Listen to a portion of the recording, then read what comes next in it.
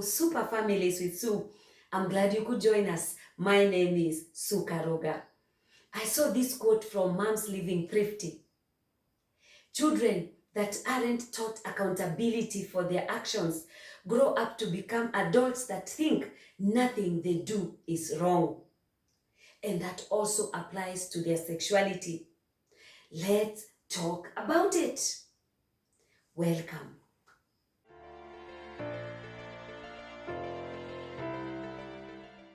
Welcome back as we continue with our discussion on underage sex during COVID-19 season. Now, many of us parents give many reasons why we cannot talk to our children about their sexuality and particularly about partnered sex.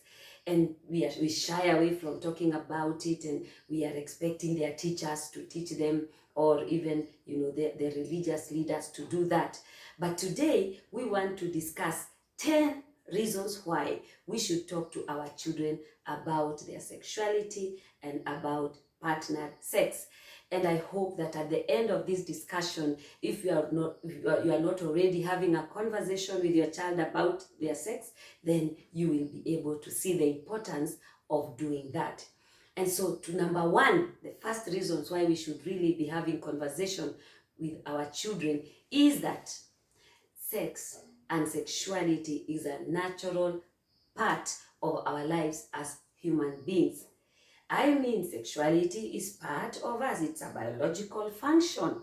And it's one of those things that God gave us to be enjoyed, as a matter of fact, just like your sleep, just like, eating your food, and just like even walking around and working and using your hands and so forth. It is just a normal and a regular biological function.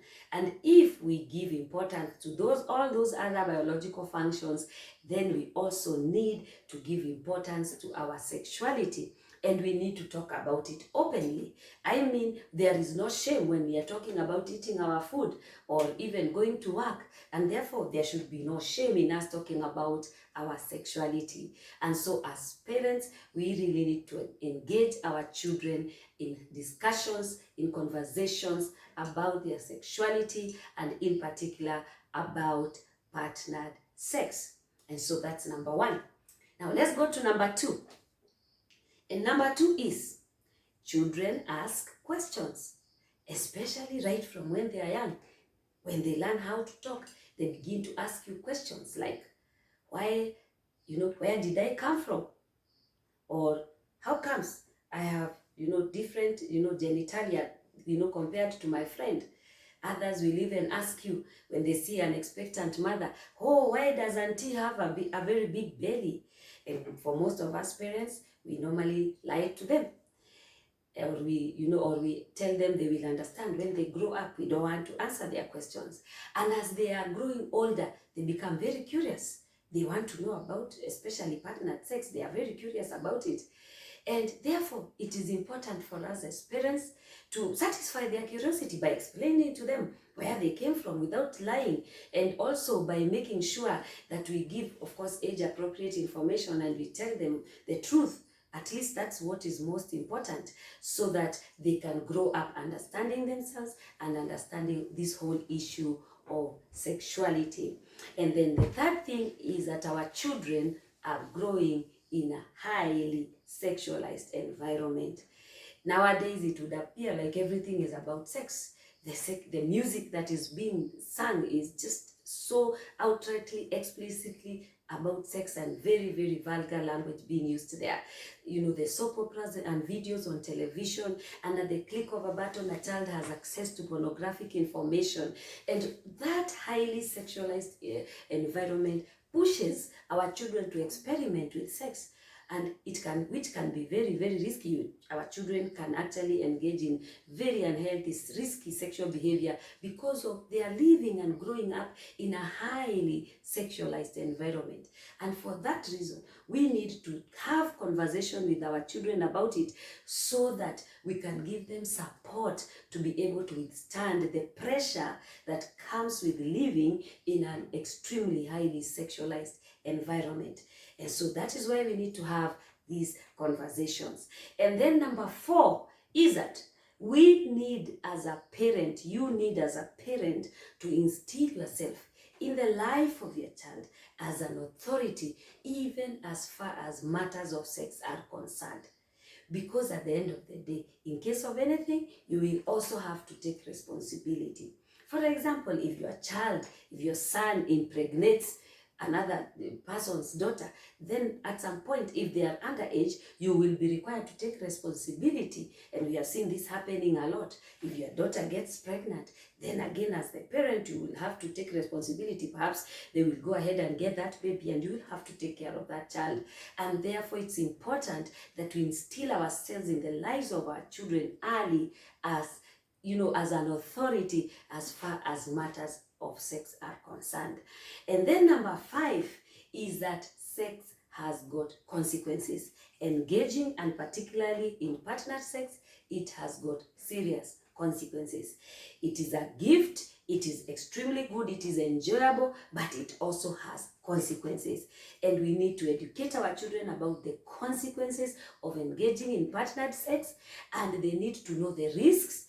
And then we need also to let them know and to realize that it has consequences on their physical body. First of all, for example, you can be able to suffer from the STIs, but as well, it has consequences on a third party. The probability that there is someone who can get pregnant means that there is a possibility of the formation of a new life, and that responsibility of carrying a person, a human being's life in your hands is a very heavy responsibility which must be taken seriously. And so when we have these conversations with our children about sex, it will help them to avoid a casual attitude towards their sexuality and partnered sex in particular. It will help them, and that is why we really need to talk about these issues. And then we go to number 6, and number 6 says that our children cannot exist in a vacuum, in an information vacuum, as far as their sexuality and their sex is concerned. It is not possible. Don't assume that because you are not talking to your child about sex, and that there is nobody else who is talking to them about it. Definitely their peers are talking to them about it. Other people are talking to them about it. And the problem is, those other people who are talking to them about it are giving them distorted information, inaccurate information, false information, because those other people have selfish interests in the life of your child. So they will give false information, inaccurate information, distorted information. You as the parent have the child's best interest. You love your child, you care for your child, and therefore when you teach them about their sexuality and about sex education, it will be accurate. You are going to tell them the truth because you are looking out for their good compared to their peers and those other people who pretend to have interest in your child. And therefore do not relegate your responsibility as your parent in having conversation with your child about sex. You need to make your opinion and your view about sex to stand a chance to count in your child's life. You need to make it count. Make your view count. Let them, take your view seriously as far as sexuality is concerned. Let your view be the standard so that those other views outside there from their peers and from the environment are having to compete with your view concerning their sexuality. And that is extremely important. Again, number 7, research has shown that children who have regular conversation with their parents about sex are less likely to engage in risky behavior as far as their sexuality is concerned. They are more responsible. They live a healthier life as far as their sexuality is concerned. They make more informed choices. They choose their actions wisely compared to those children who are left by their own to make their own choices without having those kind of conversations with their children. And I normally find that many parents assume that their children are not listening or that they will not take your view seriously, which is false. Many times we see that teenagers, adolescents, children, they listen carefully to what their parents have to say. And even when they are making choices, they consider what their parents think and what their parents are more likely to say. And so let's go out there, let's talk to our children, let's not, allow those other people to talk to them. Let us talk to them ourselves. Let's go to number 8. You see, we as parents, we set high standards for our children in all other areas. For example, in the academics, we want them to go to the best school, and we constantly remind them of the importance of education. And we insist on that regularly. But just like the way we set high standard for our children in other areas, we also need to set for them a standard as far as their sexuality is concerned. We need to help them to create goals, to live a healthy sexual life, and also to make the right choices also in as far as their sexuality is concerned. Many times we leave our children to themselves. We assume that they know the right thing, and then when they do something which we consider to be stupid, at the time we are shocked and we begin to wonder how they could do something like that. Yet we never taught them, we never told them what we expect of them. And so we need to have this conversation with our children, and we communicate our goals for them. For example, I don't expect my daughter, like it happens a lot here, that they finish Form 4, and by the time they are leaving high school, when they close school after their exams, that she will pick her box and go to some man's house that she has gone to get married. I mean, I don't expect that of her. But if I don't tell her that, if I don't teach her that that's not the right thing, that she's too young to be married, at 18 years, at 17 years, at 19 years, that particular time she's not fully matured to be able to comprehend and to understand the consequences of getting married. If I don't have that conversation with her, then who do I expect to teach her that? And then later on, if I find that that's exactly the thing she has done, whom do I have to blame? Why would I blame her if I never set for her standards? So we need to have those conversations. For example, we need to be discussing when is the right age to start to become sexually active, and here we are talking about partnered sex. And so those are the conversations we need to begin to have with our children as parents, and we need to communicate our standards for them. For example, personally, I'm a believer. I believe in that, I don't believe in premarital sex. I believe in sex in marriage. And so I need to communicate that to my daughter or to my child. And then now it will be up to them to make the choice whether they are going to live up to that standard. But I will instill that standard in their lives.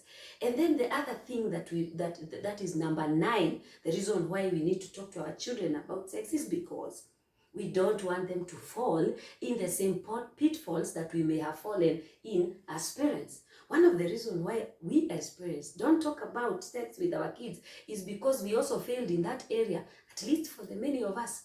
And the reason why we failed is because nobody taught us the right thing. Nobody talked to us. Nobody gave us the right direction. And so we experimented, we made mistakes. And now when it is our children, we also are letting them to be. And then our children also make the same mistakes that we maybe have made as young people. And so let us avoid our children repeating the same mistakes that we fell into.